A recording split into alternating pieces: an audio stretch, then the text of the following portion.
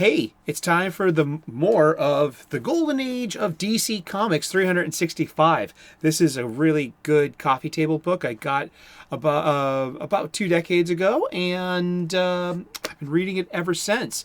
It's been floating around all my coffee tables ever since one of my best friends gave it to me within the past 2 decades. Yes. And coffee goes great with coffee tables, coffee table talk, and coffee table books that inspired the coffee table talk.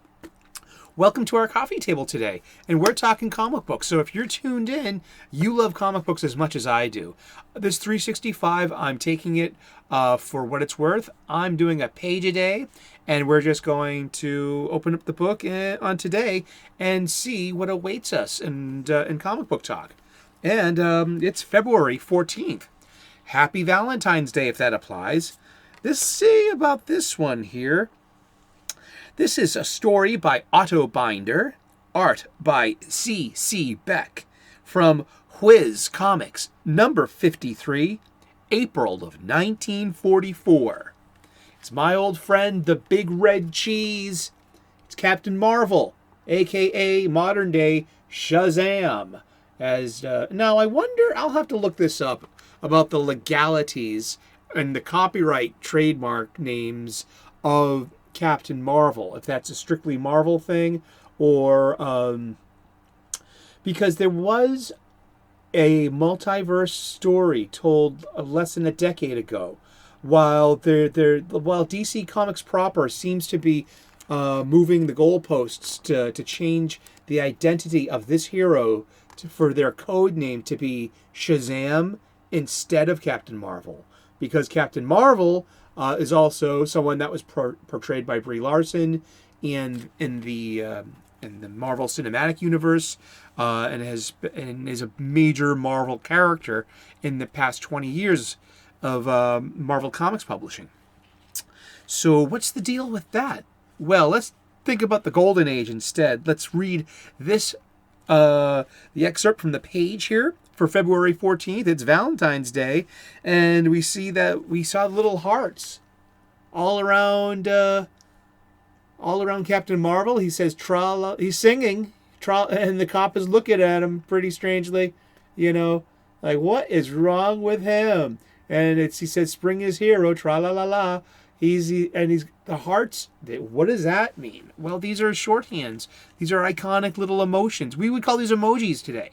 Emojis definitely have come from the onomatopoeia and the the Rebus puzzle icons that we see in comic books. I can see a direct impact that these what does that mean? What would that mean to a reader today? The same thing it meant to a reader in 1944.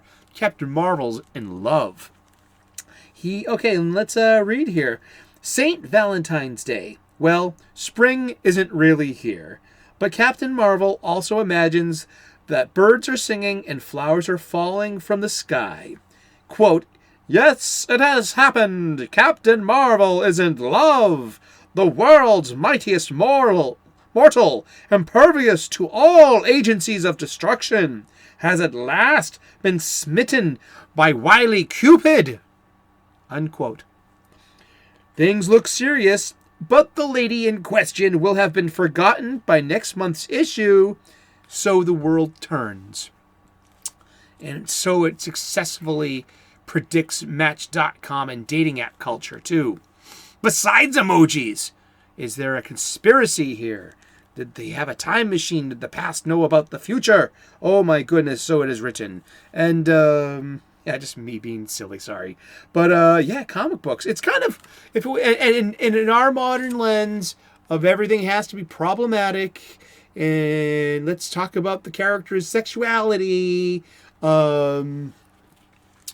This is entirely problematic, I guess, in a way. Well, also, do you remember the Tom Hanks movie from the late 1980s called Big, when he was a child? And he goes to the fortune-telling machine, and he puts in a quarter, and he makes a wish.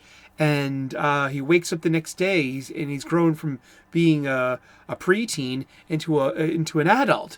And he gets a job by Act 2. He's got a girlfriend, and by Act 3, he misses his parents. He realizes the impact that what a missing child has on their family, and he chooses to revert back into his young form to live his life as a kid in the proper order. But the thing was Tom Hanks had a relationship with Elizabeth McGovern there.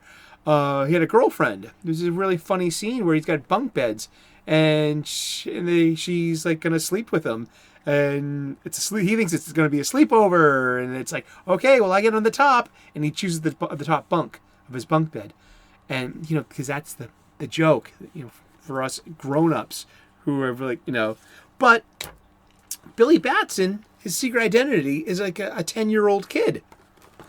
Yet,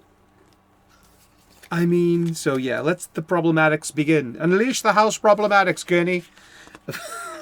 No. No, it was a more innocent time. And it was probably just, I had crushes. Who doesn't have crushes? If you don't have crushes, then, you're probably not human. And and crushes, they happen. And it must be so hard for people to have crushes today. It really must be. And, with all the hostility and all the objectification and all the expectation and all the mind your own business. And God bless kids. God bless kids in any era. But, man, at least, you could say kids were kids back in the golden age. And, and I hope that, kids have really cute stories to depend upon like we did, featuring these characters as well. And so thanks for coming back into the past for a few minutes, talking about the golden age of DC Comics, 365 days. You know what? We're going to talk about comic books every day for the rest of the year. Tune in tomorrow at 3 p.m. Eastern and find out what we're talking about tomorrow.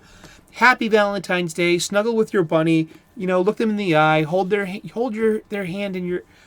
face in your hands. Look them deep in the eye and say, "Honey, thank you for putting up with me. I love you." Because that's probably the nicest thing that anyone can hear in their lives. God bless you. Thank you so much. Give me a thumbs up if you like this kind of content. Give me a thumbs down if you didn't. Leave a comment in the comment section. Leave a question. I'll read it on air live. We'll talk about things. And I would love to earn your subscription. I make daily content. I try to keep it positive. We talk about pop culture. We talk about cooking. We talk about spirituality. And come aboard. There's room for everyone. Thank you so much. Cheers. Have a great day.